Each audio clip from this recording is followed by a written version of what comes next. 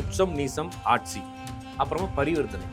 இந்த மாதிரி ஒரு அமைப்பில் சூரியன் இருந்தால் கண்டிப்பாக அவங்களுக்கு ஒரு அரசு வழியாகவோ அல்லது சொந்த தொழிலையோ அல்லது பூர்வீக தொழில் எடுத்து செய்யக்கூடிய அமைப்புகள் வரும். ஆனால் இது சூரியன் பவர் இல்லாத ஜாதகங்கள், அந்த மாதிரி ஜாதகங்கள் இருக்கவங்க அரசு வேலையோ தொழிலோ அல்லது பூர்வீக தொழிலோ இல்லாமல் ஒரு வேலைக்கு போவாங்க. சூரியனோட பல பேர்கள் வரும் இல்லைங்களா, அந்த பேர்கள் ஏதாச்சும் ஒரு பேர் உங்கள் குடும்பத்தில் இருந்துச்சுன்னா உங்கள் வீட்டில் ஜாதகம் யாரோ ஒருத்தங்களுக்கு சூரியன் பவராக இருக்குது, அரசு வேலைக்கு சொந்த தொழிலுக்கும் முயற்சி செய்யலாம் அப்படின்னு ஈஸியாக புரிஞ்சுக்கலாம். ஜாதகமே பார்க்க தேவையில்லை. சூரியன் கூட ஒரு கட்டத்தில் ஒரு கிரகம் இருக்குது, அந்த கிரகம் பரிவர்த்தனையும் வக்ரமாக இருக்குது. அல்லது சூரியனுக்கு அடுத்த கட்டத்தில் ஒரு கிரகம் வக்ரமாக இருக்குது அப்படின்னா அவருக்கு திடீர்னு வேலை நீக்கமாயிரும். ஒன்று இப்போ ஏதாச்சும் லஞ்சம் வாங்கி போயிடும், ஏன்னா ஏதாச்சும் ஒரு பஞ்சாயத்து ஆகி அவருக்கு வேலை போகும். என்கிட்ட ஜாதகம் கொடுக்குறப்ப என்ன கேட்பாங்கன்னா, நான் எந்த வேலை செஞ்சால் ஜெயிக்கலாம் அப்படின்னு கேட்பாங்க. அப்படி தான் கேட்குறாங்க எல்லாரும். ஏன்னா ஜோசிக்காரங்க அப்படி தான் பழக்கி வச்சிருக்காங்க. அப்போ ஒரு ஜாதகத்தில் என்ன கிரகம் பவர்ஃபுல்லாக இருக்கும் அந்த கிரகத்தினுடைய தொழில்களை செய்யலாம். பொதுவாக ஒரு ஜாதகத்தில் சனி அப்படின்ற கிரகத்தோட எந்த கிரகம் வக்ரமான கிரகம் சேர்ந்திருந்தாலும் அல்லது எந்த பரிவர்த்தனை கிரகம் சேர்ந்திருந்தாலும் அவங்க பூர்வீகத்துக்கு வெளியேறு. அப்படி வெளியேறிட்டவங்க நல்லா இருக்காங்க. இந்த ஊருக்குள்ளேயே சுற்றி இருப்பாங்க இல்லைங்களா, பூர்வீக சொத்துலேயே இருப்பாங்க, ஊருக்குள்ளே சுற்றி இருக்கும் பார்த்தீங்கன்னா கொஞ்சம் அவ்வளோ சக்ஸஸான ஆளாக இருக்க மாட்டாங்க. இன்னொரு விஷயம், அப்பா யாருக்குலாம் இல்லையோ, அம்மா குடும்பத்தை பொறுப்பெடுத்து நடத்தக்கூடிய குடும்பங்கள் எது இருக்கோ அவங்க எல்லாருமே என்ன செய்யலாம்.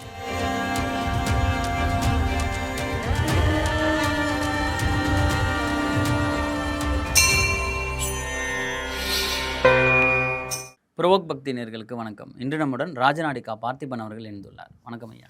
வணக்கமுங்க. நேயர்கள் அனைவருக்கும் வணக்கம். ஐயா, இன்றைக்கி நம்ம தொழில் அமைப்பு இதை பற்றி பார்க்கலாம் ஐயா. இந்த தொழில் அமைப்பு யாருக்கெல்லாம் கவர்மெண்ட் ஜாபு செட் ஆகும், யாருக்கெல்லாம் பிஸ்னஸ் பண்ணலாம், ஒரு சில பேர் கடைசி வரைக்கும் எம்ப்ளாயாக இருக்கணும்லாம் சொல்கிறாங்க. இதெல்லாம் எப்படி, இதுக்கும் ஜோதிடக்குமான சம்மந்தம்? காசுனாலும் கவர்மெண்ட் காசு அப்படின்னு சொல்லுவாங்க. ஒரு காலத்தில் இப்போ நேற்று கூட ஒரு வீடியோ பார்த்தேன். பையன் கவர்மெண்ட் ஸ்கூலில் படிக்கிறாரா, அந்த ஆள் கவர்மெண்ட் ஐடியில் படிக்கிறாரா, கவர்மெண்ட் காலேஜில் படிக்கிறாரா, ஒன்றுக்கு உதவாத, கவர்மெண்ட் வேலை மட்டும் உயர்வா. இப்போ இருக்கிறதுலே கவர்மெண்ட்டில் எது பெட்டர்னா வேலை மட்டும் பெட்டர் அப்படின்ற மாதிரி இருக்கிறப்ப அது ஏன்னா நம்ம கடைசி வரைக்கும் செட்டில் ஆகிடலாம் உள்ளே போனால். அல்லது ஒரு ஆளுமையோடு இருக்கலாம், என்னதான் இருந்தாலும் ஒன்றுமே இல்லாத மக்கா இருந்தாலும் ஏதோ ஒரு நம்ம கஷ்டப்பட்டு அந்த அந்த அந்த தேர்வை மட்டும் ஜெயிச்சிட்டோன்னு வச்சுக்கோங்க, நம்ம அதுக்கப்புறம் ஊருக்குள்ளேயே அறிவாளி ஆயிடலாம் அப்படின்ற ஒரு மைண்ட் செட்டு மக்களுக்குள்ளே இருக்கு. அந்த மைண்ட் செட் ஏன் இருக்குது அப்படின்னா, அவங்க உள்ளே என்ட்ரு ஆகிட்டாங்கன்னா 58-60 வயசு வரைக்கும் ராஜா மாதிரி இருந்துட்டு போயிடலாம். ரிட்டைர்மெண்ட் வரைக்கும் இருந்துட்டு போயிடலாம். பெருசாக ஒரு பிரச்சனை இருக்காது, ரொம்ப ப்ரெஷர் கொடுக்க மாட்டாங்க. ப்ரெஷர் கொடுத்தாலும் அதுக்குன்ற சங்கங்கள் இருக்குது. ஒரு ஆனால் ப்ரைவேட் ஜாபில் அப்படி இல்லை, நம்ம வேலைக்கு நிரந்தரம் இல்லைன்றதுனால அதை யோசிக்கிறாங்க. ஒன்று அதுக்கப்புறமா சொந்த தொழில், இதுவுமே இதே அமைப்பு தான். சூரியன் தான் சொல்லுது, சொந்த தொழிலையும் சரி அரசு உத்தியோகத்தையும் சரி. அதுக்கப்புறம் இந்த பூர்வீகமாக சிலர் செய்வாங்க இல்லைங்களா, ட்ரெடிஷ்னலாக ஃபாலோ. ஆமாம், ஆசாரிலாம் பார்த்தீங்கன்னா தங்க வேலை ஆசாரிலாம் பார்த்தீங்கன்னா பொன் வேலையை செய்வாங்க. இந்த கம்மாளர்னு ஒரு இனம் இருக்குது, அவங்க இந்த கார்பெண்டர்னு சொல்கிறோம் இல்லைங்களா, எல்லாமே ஆச்சாரியனுடைய வகை தான். வேற வேற அவங்க என்னத்தை ஹேண்டில் பண்ணுறாங்களோ அதை பொறுத்து. அப்புறம் இந்த சிலைகள் செய்வாங்க. சிலைகள் செய்யறதுலே சாதாரண கற்சிலை செய்கிறவங்களை விட்டுட்டு இந்த தாமிரம் செம்பு இதெல்லாம் சிலைகளுக்கு மேலே கவர் செய்யறது, இந்த மாதிரி இப்போ உலோகத்தில் சிலை செய்கிறவங்க இவங்க எல்லாமே இந்த இந்த இதுக்குள்ளே தான் வருவாங்க. இது மாதிரி ஒருத்தவங்க. அதுக்கப்புறமா விவசாயம் பண்ணுறவங்க, முடி வெட்டுறவங்க, நாவிதர்கள், அப்புறமா துணி துவைக்கிறவங்க. இது மாதிரி நம்ம ஊர்லேயே என்னதான் நீங்கள் குலத்தொழில் ஒழிச்சாலும் இன்னும் குலத்தொழில்னு ஒன்று ஒரு செட்டப் இருந்துக்கிட்டே தான் இருக்குது. அவங்கள்ட்ட தான் நம்ம போய் கொடுக்குறோம் இல்லைங்களா. ஏன் புரோகிதம் பண்ணுறாங்க இல்லைங்களா, யாகம் வளர்க்குறாங்க, வீட்டுக்கு புரோகிதம் பண்ண வராங்க, குருக்கள், ஒரே ஒரு குருக்கள் வராருன்னு சொல்கிறோம் இல்லைங்களா. அவங்களையும் நம்ம அப்படி தானே பாரம்பரியம் மாத்திரம். என்னதான் எல்லா ஜாதிக்காரங்களும் அர்ச்சராகலான்னு சொன்னால் கூட அதே ஜாதிக்காரங்க வேற ஜாதிக்காரங்க யாரை வீட்டுக்கு குருப்பிரவேசம் பண்ணால் யாரை கூப்பிடுவாங்க, எல்லா ஜாதிக்காரங்களும் வந்துட்டாங்களே, நம்ம ஜாதியிலே ஒரு ஆளை கூப்பிட்டு நம்ம பண்ணோன்னா பண்ண மாட்டாங்க, அங்கே ஒரு குருக்களை கூட்டுவாங்க அப்படின்னு சொல்லுவாங்க இல்லைங்களா. அப்போ எல்லா ஜாதி அப்போ என்னன்னா எல்லாத்துக்கும் ஒரு பாரம்பரியம் இருக்குன்ற அந்த பாரம்பரிய தன்மைகளை கொடுக்குறதும் இதே சூரியன் தான். அப்போ ஒரு ஜாதகத்தில் சூரியன் ரொம்ப பவர்ஃபுல் ஆயிடுச்சுன்னா கண்டிப்பாக அவங்களுடைய ஜாதகத்தில் என்னென்ன மாதிரி பவர் ஆகும் அப்படின்னா, உச்சம், நீசம், ஆட்சி, அப்புறமா பரிவர்த்தனை.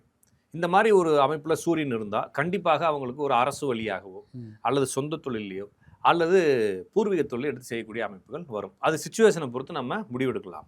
அப்போ இவங்க பூர்வீக தொழில் இருக்கிறாங்க அப்படின்னா அந்த தொழிலை எடுத்து செய்வாங்க. அப்பா ஒரு பெரிய தொழில் செஞ்சுட்டு இருக்காருன்னா அதை எடுத்து செய்வாங்க.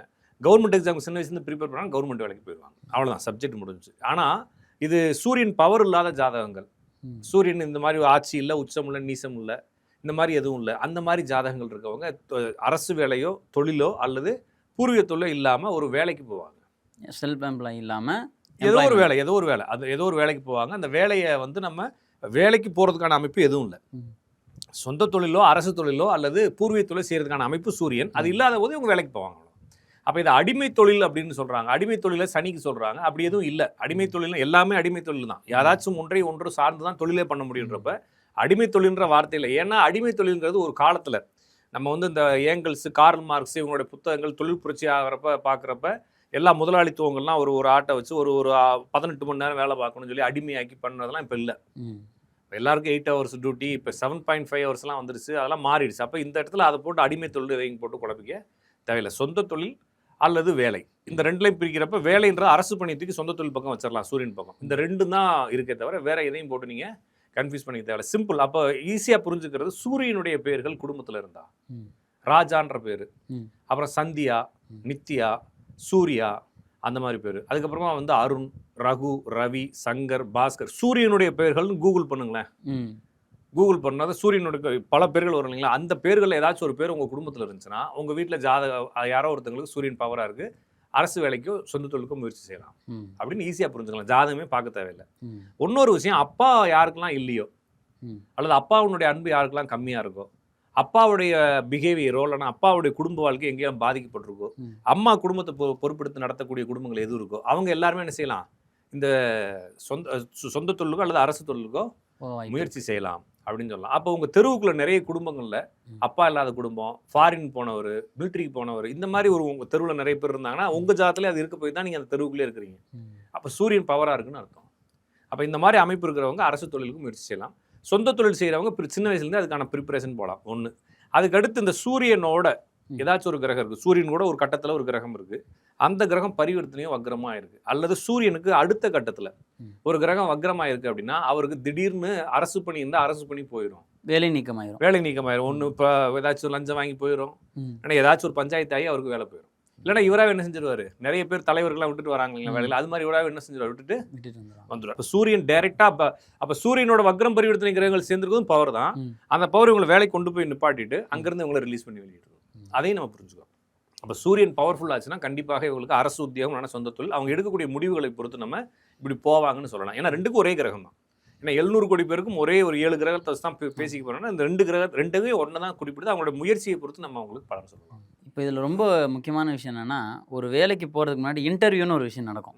அந்த விஷயத்துக்கு வந்து இந்த டைமில் தான் போகணும், இந்த டைமில் போயிடக்கூடாது, எனக்கு இன்றைக்கி சந்திராஷ்டமம் நடக்குது அதனால் நான் போனாலும் ஃபெயிலியர் ஆகிடும், இப்படிலாம் சில நம்பிக்கைகள் இருக்குது. இதெல்லாம் உண்மைதானா? இது அதுக்கப்புறமா வந்து இந்த இது மட்டும் இல்லாமல் நீங்கள் இந்த வேலைக்கு தான் போகணும். என்கிட்ட ஜாதகம் கொடுக்குறப்ப என்ன கேட்பாங்கன்னா, நான் எந்த வேலை செஞ்சால் ஜெயிக்கலாம் அப்படின்னு கேட்பாங்க. அப்படி தான் கேட்குறாங்க எல்லாரும். ஏன்னா ஜோசிக்காரங்க அப்படி தான் பழக்கி வச்சிருக்காங்க. ஏன்னா ஒரு ஜாதத்தை கொடுத்தோன்னே நீங்கள் இவர் இந்த வேலை செஞ்சால் செய்ய, அவர் ஒருத்தர் சொன்னார், பார்த்துட்டு நீங்கள் வந்து காஞ்சிபுரத்து கலெக்டர் ஆயிருங்க ஜெயிச்சிடலான்னு சொன்னேன். அவர் சிரிக்கிறார். இப்போ நான் சொல்கிறதெல்லாம் உங்களால் செய்ய முடியாது. இப்போ நான் 1000 சொல்லுவேன், சொல்கிறதெல்லாம் செய்ய முடியாது. அப்போ ஜாதகத்தில் என்ன தொழில் இருக்குன்றதை தான் நம்ம புரிஞ்சுக்கணும். அப்போ உங்களுக்கு இந்த தொழில் இருக்குன்றது விதி, எனக்கு இந்த தொழில் இருக்குன்றது விதி. அப்போ அதை புரிஞ்சுக்கிட்டு ஜெயிக்கிறோமோ தோக்குறோன்றது இன்னைக்கு எடுக்கக்கூடிய முடிவு இல்லை இல்லையா? ஒரு 10 வருஷம் தொழில் நின்னா தான் தெரியும். ஒருவேளை இந்த இடத்துல நான் இந்த தொழிலை விட்டு நான் ஒரு வேலை ஒரு பங்க் கடை வச்சுக்கிறேன், சிகரெட், பீடி, இந்த கூல் ட்ரிங்க்ஸ்லாம் விற்கிற கடை வச்சுக்கிறேன். அதை எவனாச்சும் ஒருத்தன் ஜேசி பேசி தட்டி விட்டு போயிட்டான்னு வச்சுக்கோங்க, போச்சா அப்படின்னு நம்ம நினைப்போம். ஆனால் தட்டி விட்டு போனதுனால தானே நான் வேற கடை வைக்கிறதுக்கு போவேன். ஒருவேளை தட்டி விடாமல் விட்டுதானா இன்னும் ரோட்டு கடையில் ஒரு புளி மரத்துக்கு கீழே பங்க் கடை வச்சு நான் சாகிற வரைக்கும் அந்த பீடி கூல் ட்ரிங்க்ஸே வித்துக்கிட்டு இருப்பேன். நான் அதை தட்டி விட்டானா அடுத்து வேற முயற்சிக்கு போவேன். அப்போ தட்டி விட்டது நல்லதாக கூட இருக்கலாம். அப்போ எதுவுமே நல்லது கெட்டதுன்றது இன்னைக்கு முடிவு பண்ண முடியாது. அப்போ எது ஜெயிக்கிறேன் எது தோக்குறோன்றது வாழ்க்கையினுடைய எண்டில் தான் தெரியும். ஆனால் ஒரு சக்ஸஸ் ஆனதுக்கப்புறம் தெரியுறதுனால நல்ல கெட்ட தொழில்கள் அப்படிங்கிறது எதுவும் இல்லை. உங்கள் ஜாதகத்தில் என்ன தொழில் இருக்குன்றதா மேட்டர். அப்போ ஒரு ஜாதகத்தில் என்ன கிரகம் பவர்ஃபுல்லாக இருக்கோ அந்த கிரகத்தினுடைய தொழில்களை செய்யலாம். சிம்பிள். ஒரு ஜாதகத்தில் புதன் வந்து பவராக இருக்கு. புதன் பவர், நான் சொல்றது எல்லா பவருங்கிறது வந்து மொத்தம் 5 ரூல் தான். ஒன்று ஆட்சி, உச்ச, நீசம், அடுத்து வக்ரம், பரிவர்த்தனை, அடுத்து ஒரு ஜாதகத்தில் 0லேருந்து 2, 28லேருந்து 30 டிகிரிக்குள்ளேயே ஒரு கிரகம் இருந்தால் இந்த எல்லா கிரகங்களும் பவர்ஃபுல்லான கிரகம்னு அர்த்தம். அல்லது ஒரு கிரகத்தோட சேர்ந்த கிரகம் 0 to 2 அல்லது 28 to 30 இருந்தாலோ, அல்லது ஒரு கிரகத்தோட சேர்ந்த கிரகம் வக்ரம் பரிவர்த்தனை இருந்தாலும் அந்த கிரகம் இருக்கு இல்லைங்களா, அது பவர் ஆயிடுச்சுன்னு அர்த்தம். இந்த பவர்ஃபுல் எந்த கிரகத்துக்கு வந்தாலும் அந்த கிரகத்தினுடைய காரக தொழில்களை ஜாதகர் செய்வார். ஒரு ஜாதகத்தில் புதன் பவராக இருக்குது அப்படின்னா அவர் வந்து லிக்யூடு, தண்ணி, கெமிக்கல், பசை, உணவு, சாம்பார், தயிர், பால், கூல்ட்ரிங்க்ஸ்னு ஏதாச்சும் ஒன்று தண்ணி மாதிரி லிக்விட் பொருளை வைக்கலாம். அல்லது இந்த கப்பல், கண்டெய்னர்னு வேலை பார்க்குறாங்களா அது போயிடலாம். அல்லது மருத்துவத்துக்கு மருந்து மாத்திரைகள் வைக்க போயிடலாம். அல்லது மருத்துவமே ஆப்ரேஷன் பண்ண போயிடலாம். அல்லது விவசாயத்துக்கு போகிறவங்க இது மாதிரி இருக்கவங்களுக்கு. அப்போ செவ்வாய் புதன் சந்திரன் பவர் ஆச்சுன்னா விவசாயம், உணவு, மருத்துவம். சூரியன் பவர் ஆச்சுன்னா, சேர்ந்து பவர் ஆச்சுன்னா அவங்க மருத்துவத்துக்குள்ளே போயிடுவாங்க. சனியும் செவ்வாயும் பவர் ஆச்சு அப்படின்னா அவங்க வந்து என்ஜினியரிங்குள்ளே போயிடுவாங்க. சந்திரன் சனி பவர் ஆச்சுன்னா ஐடிக்குள்ளே போயிடுவாங்க. சுக்கிரனும் குருவோ பவர் ஆச்சுன்னா சிஏஓ இல்லைன்னா ஐடிக்குள்ளே பேங்கிங் டொமைனோ போயிடுவாங்க. நம்மளுக்கு கும்பராசியில் ஏதாச்சும் ஒரு கிரகம் இருந்து அவங்களுக்கு சனி சந்திரன் நினைவு இருந்தால் அவங்க வந்து ஐடிக்குள்ளே டெஸ்டிங் டொமைன், செக்கிங் டொமைனுக்குள்ளே போயிடுவாங்க. அப்போ இது மாதிரி ஒவ்வொரு செக்டாராக நம்ம பிரித்து இந்த துறைக்குள்ளே இந்த மாதிரி தொழில்கள் நீங்கள் போவீங்க அப்படின்னு நம்ம சொல்லலாம். அப்போ அவங்க படிக்கிறதுக்கு முன்னாலே வந்தாங்கன்னா நீங்கள் இந்த மாதிரி ஒரு துறையை தேர்ந்தெடுப்பீங்கன்னு சொல்லாமே தவிர இதை தேர்ந்தெடுங்கன்னு நம்ம அவங்களுக்கு வழிகாட்டுறது கிடையாது. உங்கள் குழந்தையோட ஜாதகப்படி அந்த குழந்தை இப்படிலாம் போகும், இந்த மாதிரி விஷயத்தெல்லாம் படிக்கும் அப்படின்னு நம்ம என்ன, அதாவது ஜோசியம்ங்கிறது உங்களுடைய வாழ்க்கையை கொஞ்சம் முன்னால் ஓட்டி காட்டுறது. நான் வந்து என்ன பண்ணக்கூடாது, கரெக்ஷன் பண்ணுறது, நீங்கள் இப்படி போங்க, டைவர்ட் போங்க, அந்த பக்கம் லெஃப்ட்டில் திரும்புங்கன்னு இந்த பப்ஜி கேம் விளாடுவானு பாருங்க, இங்கே உட்காந்துட்டு லெஃப்ட்டில் திரும்ப ரைட்டில் திரும்பணும், கேம் சுடுற மாதிரி, அந்த மாதிரி இங்கே கைட் பண்ணுறது கிடையாது. உங்களுடைய லைஃப் இப்படி தான் போகும்னு உங்களுக்கு சொல்லிட்டோம்னா நீங்கள் சந்தோஷமாகவோ இல்லைன்னா ஒரு நிலையான நிம்மதியோடய நீங்கள் ட்ராவல் பண்ணுவீங்க. இவ்வளோ தான் புரிஞ்சுக்கணும் தவிர அப்போ நல்ல நேரத்தில் பார்த்து போகிறது, அப்புறம் கெட்ட நேரத்தில் பார்த்து போகிறது, அப்புறம் வந்து அஷ்டமி நவமி போகக்கூடாதுன்னு இருக்கிறது, இது மாதிரி சந்திராஷ்டமத்தன்னைக்கு அப்பாயின்மெண்ட் ஆர்டர் வாங்காத இல்லாட்டினா போகாத அப்படிங்கிறது, இந்த மாதிரி விஷயங்கள்லாம் வந்து நம்மளுடைய மூட நம்பிக்கை தான். சரிங்களா? ஏன்னா ஆப்பர்ச்சுனிட்டிங்கிறது வந்தால் போக வேண்டியதான். இன்னொரு விஷயம், நம்மளுக்கு கெட்ட நேரம் இருந்தால் நம்ம நல்ல நேரத்தில் போய் ஜெயிச்சா கூட நம்ம தோக்கத்தான் போகிறோம். அப்போ விதிப்படி நடக்க போகுதுன்றதுனால அந்த நல்ல நேரம் கெட்ட நேரம் பார்க்கறதில்ல. அப்பாயின்மெண்ட் ஆர்டர் வந்தால் கிளம்பி போக வேண்டியதான். அதே மாதிரி இன்டர்வியூன்னு வந்துச்சு. எனக்கு ஒருத்தர் அப்படி தான் ஃபோன் பண்ணி கேட்டார், சார் நாளைக்கு இன்டர்வியூ இருக்குது, போகலாமா வேணாமான்னு கேட்குறாரு. நான் போகாதேன்னு சொன்னால் என்ன செய்வேன்? யோசிப்பேன். என்ன யோசிப்பேன்? நீங்கள் சொல்கிறத கேட்கலாமா வேணாமான்னு யோசிப்பேங்கிறாரு. புரிஞ்சுங்களா? அப்போ எதுக்கு இவ்வளோ குழப்பம்? ஒரு முடிவு எடுத்துட்டா கம்ப்ளீட்டாக முடிவு எடுத்துகிட்டு போயிடணும். நேற்று கூட ஒருத்தர் கேட்டார், நான் வந்து இப்போ கப்பலில் திருப்பி கூப்பிட்றாங்க பையனை, அனுப்பட்டா அப்படின்னு கேட்டார். ஏன்னா இப்போ வாரெலாம் நடந்துக்கிட்டு இருக்கு இல்லையா சார், வேலைக்கு ஆர்டர் கூப்பிட்றாங்க, சேஃப்டியாக இருந்தால் தான் கூப்பிடுவாங்க, இல்லைன்னா கூப்பிட மாட்டாங்க, அனுப்பிச்சு வைங்க, வேறு வழி இல்லை. வேலைக்கு ஒவ்வொரு வேலைக்கும் ஒவ்வொரு தடவையும் நம்ம ஜோசிக்காரர்கிட்ட ஃபோன் பண்ணி கேட்டோம்னா நிம்மதி இருக்காது வாழ்க்கையில். வேலைன்னு வந்துட்டா ஆர்டர் வந்தால் கிளம்பி போக வேண்டியதான் அப்படின்ற மாதிரி சொல்ல வேண்டியதானே தவிர, இது வந்து இதே மாதிரி சனியுடன் சேர்ந்த கிரகங்கள் வக்ரம் பரிவர்த்தனை ஆயிருந்தா இவங்க வேலை பார்க்குறப்ப திடீர்னு வேலையை விட்டு நீக்கமாயிருவாங்க. ஒன்று யூனியன் பிரச்சனை, இல்லைன்னா ஆஃபீஸ் மேலே பிரச்சனை, இல்லைன்னா இவங்களே ஒரு ஈகோ ஆகிட்டு இவங்களா வெளியே வந்துடுவாங்க. அப்போ சூரியனுடன் சேர்ந்த கிரகம் வக்ரம் பரிவர்த்தனை ஆச்சுன்னா அவங்க அரசு வேலையில் இருந்தும், சனியுடன் கிரகங்கள் வக்ரம் பரிவர்த்தனை அவங்க எந்த வேலையில் இருந்தாலும் வெளியே போயிடுவாங்க. அவங்களுக்கு வேலையே செட் ஆகாது. வேலை செட் ஆகாது. அப்போ ஒருவேளை ஒரு ஜாதகத்தில் சனி இருக்கு, சனியுடன் இருக்கக்கூடிய கிரகம் வக்ரம் பரிவர்த்தனையா இருக்கு, அப்போ இவருக்கு வேலை செட் ஆகாது. அவர் ஜாதகத்தில் சூரியன் பவரா இருக்கு, அப்போ அவருக்கு சொந்த தொழில் அரசு தொழில் செட் ஆகும். ஆனால் சூரியனோட கிரகம் வக்ரம் பரிவர்த்தனை அவர் அரசு தொழிலுக்கு போனால் செட் ஆயிடுவார், இல்லைன்னா சுய தொழில் பண்ணிட்டாருன்னா செட் ஆயிடுவார். இவர் எங்கேயாச்சும் வேலைக்கு பண்ணாருன்னா அடிக்கடி வெளியே வந்துட்டே இருப்பார். அப்போ புரிஞ்சுக்கிட்டு நடந்துக்க வேண்டியதான். இதே மாதிரி இந்த 7.5 சனிலையும் வேலை போயிடுன்றாங்க. குரு பகவான் வந்து 10ஆம் இடத்துல வந்தா கண்டிப்பா பரதேசம் போவாங்க, வேலை போயிடும் அப்படின்றதெல்லாம் குரு வந்தால் பதவி பறி போகும். ஆமா சொல்றாங்க. இதெல்லாம் சும்மா, அதெல்லாம் கோச்சாரத்துல சொல்றது. கோச்சாரத்துல எல்லா ராசிக்காரனுக்கும் ஒரே டயத்துல வேலை போகுதான்னு இல்ல இல்லைங்களா? இப்ப 10ல ராசிக்கு 10ல குரு வந்தா, ராசிக்கு 12, 2, 1ல சனி வந்தா 7.5 சனி. அப்ப இதெல்லாம் வந்து போகுன்றதெல்லாம் நம்பிக்கை, அப்படிலாம் ஒன்றும் இல்லை. நான் இப்போ கூட நான் உங்களுக்கு கமெண்ட் பண்ணுங்க வியூவர்ஸ் எல்லாம், 7.5 சனியில் எனக்கு கல்யாணம் ஆச்சுன்றவங்க, 7.5 சனியில் எனக்கு குழந்தை பிறந்துன்றவங்க, 7.5 சனியில் எனக்கு வேலை கிடச்சி, 7.5 சனியில் தான் எனக்கு வீடு கட்டினன்றவங்க எல்லாரும் கமெண்ட் பண்ணுங்க. நிறைய பேர் இருப்பாங்க. சரிங்களா? சில சொல்லாமல் கூட வரலாம். ஆனால் மேக்ஸிமம் நிறைய பேருக்கு 7.5 சனியில் தான் நல்ல விஷயங்கள்லாம் நடக்கும். ஆனால் 7.5 சனி, சந்திராஷ்டமம், இந்த 9ல் குரு, 10ல் குரு, இது மாதிரி எதையுமே நீங்கள் போட்டு கன்ஃபியூஸ் பண்ணிக்க தேவையில்லை. ஏதாச்சும் ஆர்டர் கிடைச்சா கிளம்பி போக வேண்டியதான். ஏன்னா தொழில் அப்படிங்கிறது வாழ்க்கை ஃபுல்லாக பார்க்க போகிறோம். சரிங்களா? அதனால நம்ம பிறந்த நேரத்தை மட்டும்தான் நம்மளால சரி செய்ய முடியும், அது சரி செய்ய முடியாது. சரிங்களா? ஏன்னா அது விதிதான். மீதி எல்லாமே வந்து பிறந்த நேரத்தை அடிப்படையாக கொண்டு இயங்குவது. நான் சொல்றது புரிஞ்சுக்கிட்டீங்களா? அது மட்டும்தான் உங்களுடைய அந்த ஸ்டார்டிங் பாயிண்ட். மீதி எல்லாமே வந்து அந்த ஸ்டார்டிங் பாயிண்ட்ல இருந்து வரக்கூடிய ரெஃபரன்ஸ் தானே தவிர, நீங்க இங்க டயத்தெல்லாம் சேஞ்ச் பண்றதுனால பிறந்த நேரத்தில் ஏற்படக்கூடிய விதி அமைப்புகள் மாறாது. எனவே பிறந்த நேரத்தில் ஏற்பட்ட விதி தான் கடைசி வரைக்கும் நடக்க போகுதுன்றதுனால நீங்க நல்ல நேரம் கெட்ட நேரம் எதையுமே பார்க்காதீங்க. கடவுள் மேல பாரத்தை போட்டு எதா இருந்தாலும் ஜாலியா ஸ்டார்ட் பண்ணிடுறது பெட்டருங்க. அதே மாதிரி உங்களுக்கு இந்த தொழில் தான் சரியான தொழில். நிறைய ஜோசிக்காரங்க என்ன சொல்றாங்கன்னா, நீங்க படிச்சது இப்படி, ஆனா உங்களுக்கு இந்த தொழில் தான் பிராப்தம் இருக்கு, பிராப்தம்ன்றத விட இதுல தான் நீங்க ஜெயிப்பீங்கன்னு விதி இருக்குது, நீங்க இந்த தொழிலை எடுத்ததே தப்பு அப்படின்னு சொல்றாங்க. அப்படிலாம் தப்பு ரைட்லாம் வாழ்க்கையில கிடையாது. எல்லாம் விதிப்படி தான் நடக்குதுங்க. உங்களுடைய வாழ்க்கை நீங்க உட்காரணுன்றது விதி. இது தப்பு ரைட்டுங்கிறதுக்கு ஒன்றும் எதுவுமே கிடையாது. தப்பு ரைட்னா அது என்னுடைய கண்ணோட்டத்தில் வேணா என்ன சொல்லலாம், நீங்க இங்க வராம இருந்தா நல்லா இருந்திருக்கலாம் அப்படின்னு சொல்லி ஒரு சும்மா ஒரு லாம் போட்டு இஃப் போட்டு பேசலாமே தவிர, ஆனால் வரணுன்றது விதின்றப்ப விதியை உங்களால என்ன செய்ய முடியாது, மாற்ற முடியாது. அப்போ விதிங்கிறது நிச்சயிக்கப்பட்டது. இது வந்து சரியா இருந்தா நல்லா இருக்கும், அப்படி தான் நல்லா இருக்கும் ஒரு ஆசைக்கு வேணா நம்ம சும்மா உட்காந்து கான்வர்சேஷன் பண்றதுக்காக, சார் நீங்க இங்க இல்லாம போயிருந்தீங்கன்னா நீங்க கமல் மாதிரி வந்திருப்பீங்க, நீங்க எல்லாம் போயிருந்தீங்கன்னா விஜய் மாதிரி வந்திருப்பீங்கன்னு பேசலாமே தவிர, உங்களுக்கு விதிக்கப்பட்டது இதுன்றதுனால இது சரி தப்புன்ற குழப்பங்கள் தேவையில்லை. எல்லாமே சரியாக போயிட்டு இருக்கு. நம்ம கொஞ்சம் முன்கூட்டி தெரிஞ்சுக்கிறதுக்கு முயற்சி செய்யலாமே தவிர, இதை மாற்றுறதுக்கோ இல்லைன்னா இதை இப்படி போட்டு கொண்டு வந்திருக்கலான்றதுக்கு ஒன்றும் இல்லை. அப்படி செய்கிறதா இருந்தால், இப்போ நான் உங்களுக்கு சரியான வேலையை சூஸ் பண்ணி கொடுத்து நீங்கள் இப்படி போயிருந்தா சூப்பராக இருந்திருப்பீங்க. நான் ஏன் ஜோசியம் பார்த்துக்கணும் இல்லைங்களா? நான் என்ன பண்ணியிருப்பேன், ஒரு பெரிய யூனிவர்சிட்டி வச்சுருப்பேன் இல்லைங்களா? இல்லைன்னா ஏதாச்சும் ஒரு பெரிய ஜமீன்தாராக இருப்பேன், இல்லைன்னா ஏதாச்சும் ஒரு பெரிய ஐஏஎஸ் ஐபிஎஸ்ல போய் உட்காந்துருப்பேன் இல்லைங்களா? எத்தனை பேர் ஜோசிக்காரங்க பசங்களை ஒரு பெரிய டாப் ரேங்க் கொண்டு வராங்க, இவ்வளோ இப்போ பரிகாரம் பண்ணி கரெக்டான நேரம் எடுத்துனா போய் பார்த்தோம்னா அவரும் பின்னால் ஜோசிக்காரராக தான் உட்காந்துருப்பார் இல்லைங்களா? நான் சொல்கிறது புரிஞ்சுட்டிங்களா? அப்போ இப்போ செய்ய வேண்டியது உங்களுக்கு என்ன விதி இருக்கோ அது நடந்தே தீரும். எத்தனையோ அரசவைகளில் ஜோசிக்காரங்க இருக்கிறாங்க, ஏன் ஜோசியர் அரசராயிடுறாங்கல்ல, அவருக்கு விதி இருந்தால் தான் நடக்கும் அப்படின்றத நீங்கள் புரிஞ்சுக்கணும். சரிங்களா? சில பேருக்கு வந்து வெளிநாடு போய் தொழில் செய்வது நல்லா இருக்கும், சொந்த ஊர்ல இல்லாம வெளியூருக்கு போனா தொழில் நல்லா முன்னேற்றம் இருக்கும் அப்படின்னு சொல்றாங்க. இதை பத்தி இப்ப பொதுவாக ஒரு ஜாதத்துல சனி அப்படின்ற கிரகத்தோட எந்த கிரகம் வக்ரமான கிரகம் சேர்ந்திருந்தாலும் அல்லது எந்த பரிவர்த்தனை கிரகம் சேர்ந்திருந்தாலும் அவங்க பூர்வீகத்தை விட்டு வெளியேறாங்க. அல்லது சனி வக்ரம் பரிவர்த்தனை இருக்கிறவங்க பூர்வீகத்தின் தொடர்பு இல்லாம கொஞ்சம் ஒதுங்கி இருக்கிறாங்க. அப்ப சனி வலுத்தவங்க, ஆனால் சனி டேமேஜ் ஆனவங்க பூர்வீகத்தை விட்டு வெளியேறாங்க. அப்படி வெளியேறிட்டவங்க நல்லா இருக்காங்க.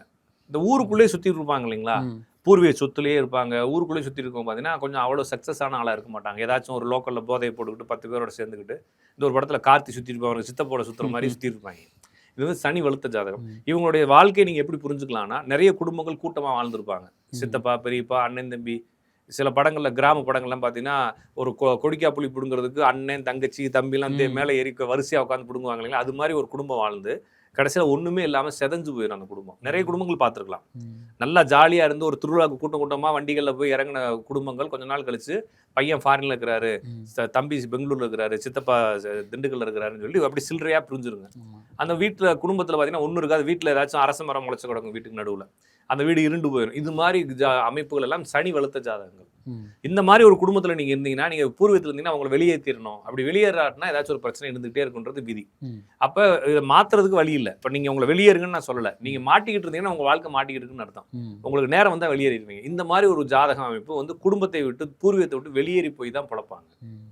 அது வெளியேறுறது பக்கத்து ஊர் கூட போவாங்க, அல்லது பக்கத்து நாடுக்கு போவாங்க. ஒரு ஜாதகத்தில் சந்திரன் வலுத்திருந்தால், அதாவது சந்திரன் ஆட்சி உச்ச நீசமோ பரிவர்த்தனையோ பெற்றிருந்தா அவங்க வெளிநாட்டுக்கு போவாங்க. சிலர் வெளிநாட்டிலே குடியுரிமை பெற்றே வாழ்வாங்க. அவங்களுக்கு வந்து சனி, சந்திரன், ராகு ஜாயிண்ட் ஆயிருக்கும்.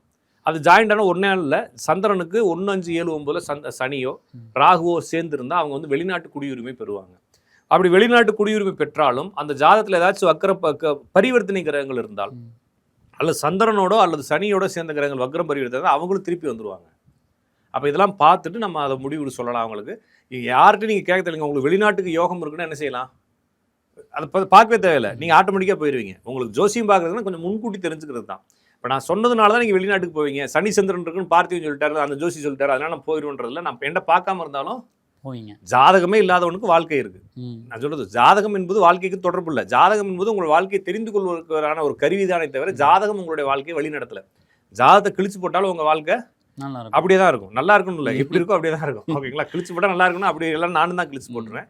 கிழிச்சு போட்டாலும் கையில் வச்சுக்கிட்டே அலைஞ்சாலும் உங்களுடைய விதி எப்படி இருக்கோ அப்படியே தான் நடக்கும். எனவே ஜாதகத்தை வைத்துக்கொண்டு இப்படிலாம் நடக்கும் நம்ம லைஃப்னு தெரிஞ்சுக்கிட்டு கொஞ்சம் ப்ரிப்பரேஷனாக ஜாலியாக என்ஜாய் பண்ணிட்டு இருக்கலாமே தவிர, மற்றபடி நீங்கள் வெளிநாட்டுக்கு போகிறதுக்கு ஒரு ஒரு ப்ராசஸ் பண்ணுறது, உள்நாட்டிலே வாழ்க்கை ஒரு ப்ராசஸ் பண்ணுறது, அதுக்கு ஒரு தாயத்து இதுக்கு ஒரு தாயத்துன்னு போட்டோம்னா நிம்மதி இல்லாமல் போயிடும். தொழில் அமைப்பு பற்றி ரொம்ப சிறப்பாக சொன்னீங்க. ரொம்ப நன்றி. நன்றி, வணக்கம்.